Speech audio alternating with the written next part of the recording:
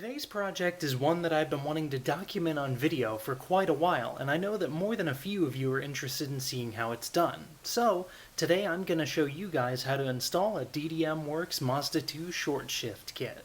It's a small piece, but as far as shifting goes, it makes all the difference in the world. Also, I cleaned and organized my garage quite a bit, so, that can be less of a distraction in the background. To begin, all we have to do is take our shift knob off. I switched back to the stock one because I realized that weight is the way to go when it comes to shift knobs.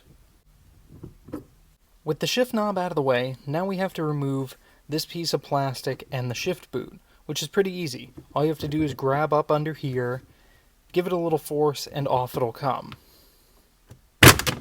There we are. And it'll expose all the stuff underneath. Full disclosure, this is the part you're installing. I've had it on my car for over a year now. I'm going to remove it and reinstall it so that you guys can see how it's done. So I don't want any comments in the comments section asking me how I like it. I really like it. I recommend it to all Mazda 2 owners. Here's the aftermarket part. It will deliver to you from DDM Works like this. It's just this little part with the Allen-headed bolt sticking out. That will come in later. Step 1 is getting the end of this shift cable off of the shifter itself. The first time I installed this, I struggled with it for over an hour trying to figure it out. And the plain and simple truth is you just need to apply a bunch of force and pop this cable off the end. It's just a ball like this, but on there. And that's how the shifter cable attaches. So, I grab my pliers. Just these little pliers like this. I wrap them around the shifter and I just apply pressure until it pops off. You're probably going to think you're going to break something, but just be careful. Don't hurt yourself on any of these sharp objects in here, and you should be able to pop that off pretty simply. Now the fun can begin. What we need to do is get this Allen-headed bolt out of here and swap it with this 10mm bolt right here. It's for clearance reasons. Just get a small wrench in there to break it free. Just be careful not to drop it down in there, because then you'll have to take all that other plastic off, and that's not fun. With that bolt now in place, we can move on to the fun part, actually shortening the shift. All we gotta do is pop this piece onto the end, and we're good to go. I've read that it's technically adjustable.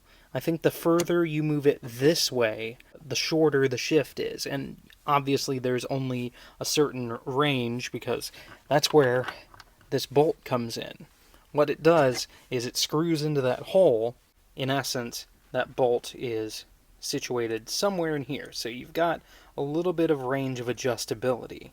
I've had mine adjusted all the way down, and I've liked it, so maybe since I've got it all apart, I'll try it with a little bit shorter throw. With the short shift piece fully installed and adjusted the way you like, and the bolt fully tightened, now we just have to pop the cable back on. There we are. The instructions from DDM Works will say that it's advisable to trim this little piece of plastic right here for clearance. Just grab some garden shears and make a little room. But I find that it's unnecessary. I didn't do it the first time, and even now, with the short shift kit adjusted even shorter than I've had it before, I have no clearance issues with that piece of plastic under the dash. Before I pop the plastic and the shift boot back on, I also wanted to include and recommend that if you're buying this part from DDM Works, you might as well buy the solid bushings that they make that replace the rubber ones that hold the actual shifter mount on. It's one of those things that while you're in here you might as well do. It's a little extra work. You have to pop off the whole center console to undo these bolts.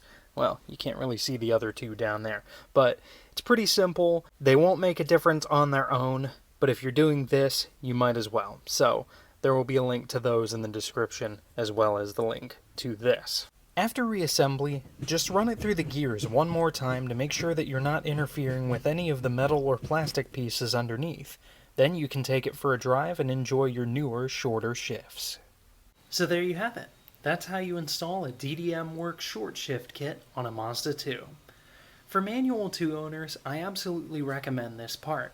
It's inexpensive, it's relatively easy to install, and it makes the already great factory shifter even better by adding a more connected feel and a shorter throw.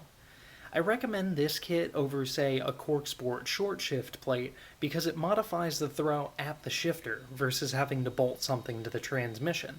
This way, the additional effort of the shortened throw isn't translated through the shifter cables, and that's a good thing.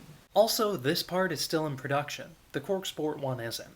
For anyone who was on the fence or wanted more information about this part, I hope this video has helped you, and I hope you guys enjoyed it. That's it for me this time. Thank you all so much for watching and subscribing, and I'll see you guys in the next one. To do. Really?